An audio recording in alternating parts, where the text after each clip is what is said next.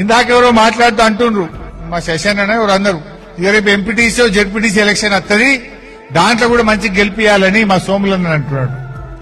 ఈ దెబ్బకి ఇక పెడతాడు, ఇక పెట్టడిగా ఇంకా పెడతాడు.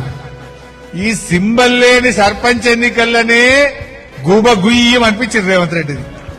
రేపు కారు గుర్తు కనబడ్డదనుకో మైండ్ బ్లాక్ అయిపోతుంది రేవంత్ రెడ్డి. గుద్ది చూపెడతారు జనం.